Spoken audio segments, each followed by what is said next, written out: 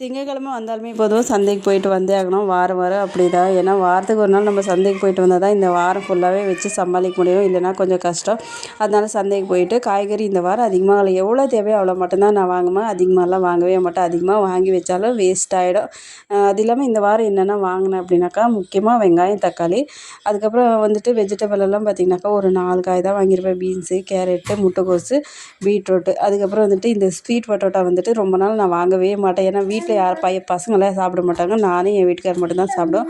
அதனால் அதை மட்டும் இன்னும் 1/2 கிலோ வாங்கிட்டு வந்துட்டு வேறு எதுவும் வாங்கல. அதுக்கப்புறம் தம்பிக்கு வந்துட்டு ஸ்நாக்ஸுக்கு ஆப்பிள், ஆரஞ்சு வேணும் அப்படின்னு கேட்டிருந்தாங்கன்னா, ஆரஞ்சு இருந்தில்ல, அது வந்துட்டு மாதுளம்பழம், ஆப்பிள், அதுக்கப்புறம் எனக்கு வந்துட்டு நெல்லிக்காய் வாங்கிட்டு வந்துட்டேன். அவ்வளோதான். அது எல்லாமே எடுத்து வச்சுட்டு அப்படியே காய்கறி எல்லாம் கழுவிட்டு கவுண்டர் டாப் மேலே காய போட்டுட்டு அப்படியே பழம் எல்லாம் வாங்கிட்டு வந்து பழம் எல்லாம் எடுத்து வச்சுட்டேன். இப்போ இருக்கிற ரேட் பார்த்திங்கனாக்கா பழத்து ரேட்டு தான் ஓவராக இருக்குது. இன்னொரு வீடியோவில் பார்க்கலாம். பாய்.